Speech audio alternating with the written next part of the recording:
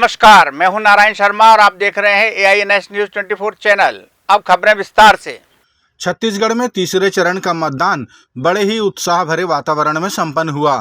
प्राप्त जानकारी के अनुसार छत्तीसगढ़ की 7 लोकसभाओं में लगभग 67% मतदान की खबर है। इस दौरान प्रत्याशी, सरकारी अधिकारी और बुजुर्ग समेत आम जनता ने लोकतंत्र के इस पर्व में बढ़ चढ़कर हिस्सा लिया। छत्तीसगढ़ के राज्यपाल विश्वभूषण हरिचंदन, सचिव अमिताभ जैन और रायपुर जिले के SSP ने भी सपत्नीक अपने मताधिकार का प्रयोग किया और सेल्फी भी ली। आज मैं भी अपनी फैमिली के साथ यहाँ मतदान के लिए अभी पहुँचा था। आज जिले के लोगों से मेरी अपील है कि आप अपने मताधिकार का जरूर प्रयोग करें। ये सबसे बड़ा नागरिक अधिकार है और इस अधिकार का प्रयोग करके आपको लोकतंत्र को मजबूत करना चाहिए। ये हमारी प्राथमिक जिम्मेदारी आज के दिन की है कि मतदान के बाद ही बाकी सारे काम होने चाहिए। छत्तीसगढ़ के मुख्यमंत्री विष्णुदेव साय ने छत्तीसगढ़ में तीसरे चरण के मतदान पर खुशी व्यक्त करते हुए कहा कि मतदान के पूर्व मैंने पूरे छत्तीसगढ़ का दौरा किया और मतदान का प्रतिशत जानने के बाद ये तय हो गया है कि छत्तीसगढ़ में 11 की 11 सीटें भारतीय जनता पार्टी ही जीत रही है। उन्होंने ये दावा मिले फीडबैक के आधार पर करने की बात कही। देखिए, लोकतंत्र के महापर्व का समापन छत्तीसगढ़ में हो गया है। 3 चरणों में चुनाव था, तो कल 7 लोकसभा क्षेत्र का चुनाव संपन्न हुआ है और अच्छा मतदान हुआ है।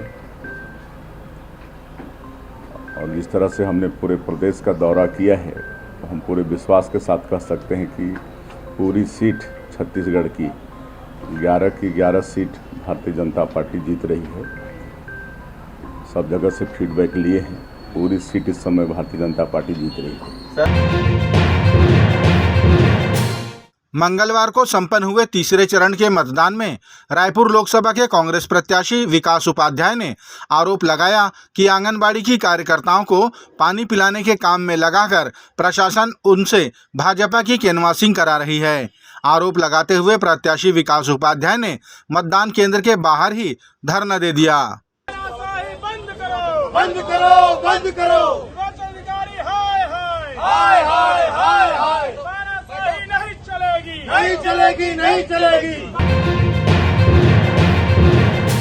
छत्तीसगढ़ कांग्रेस के संचार विभाग के प्रमुख सुशील आनंद शुक्ला ने कांग्रेस की पूर्व मीडिया कोऑर्डिनेटर राधिका खेड़ा के आरोपों को निराधार बताते हुए उन्हें मानहानि का नोटिस भेजा है। सुशील आनंद ने कहा कि राधिका खेड़ा ने मुझ पर अनर्गल आरोप लगाए और मेरे चरित्र की हत्या करने की कोशिश की। उन्होंने अपने साथ साथ राधिका खेड़ा का भी नार्को टेस्ट कराने की मांग की।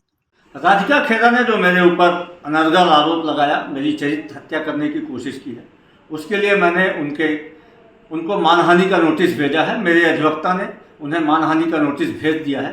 साथ ही मैं उन्हें चुनौती देता हूं कि वो अपना नार्को टेस्ट कराएं। मैं भी अपना नार्को टेस्ट कराता हूं, वो भी अपना नार्को टेस्ट कराएं।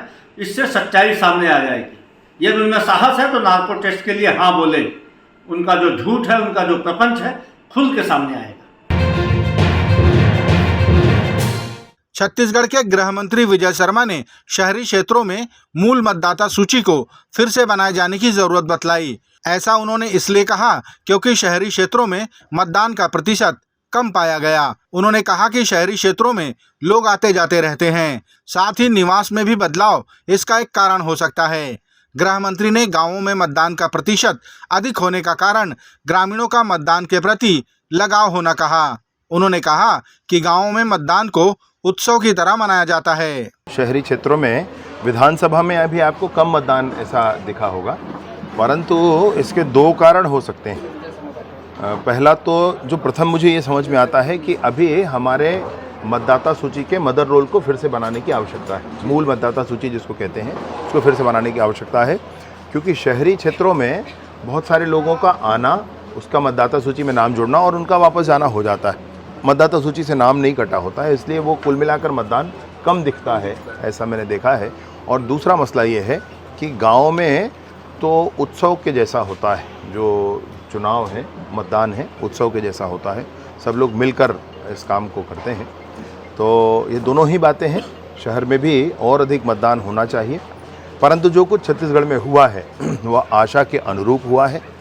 मोदी जी को वोट देने के लिए माताओं बहनों ने आगे आकर के मतदान किया है और छत्तीसगढ़ में 11 की 11 सीटें निसंदेह अब भाजपा जीतेगी, ये मैं बिल्कुल कह सकता हूँ।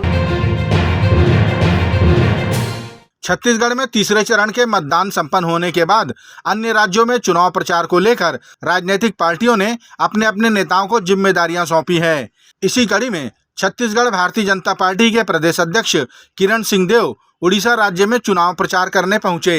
यहां उन्होंने उड़ीसा के कोरापुट में भारतीय जनता पार्टी का प्रचार किया और केंद्र सरकार के 10 सालों के कार्यों को जनता के बीच रखा।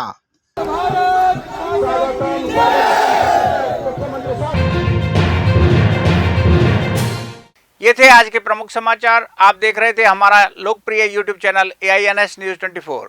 अब हमें इजाज़त दीजिए। कल तक रोजाना की ताज़ा खबरों के लिए आप देखते रहिए हमारा लोकप्रिय यूट्यूब चैनल। हमारे यूट्यूब चैनल को लाइक सब्सक्राइब करें और बेल आइकन का बटन दबाना ना भूलें। नमस्कार।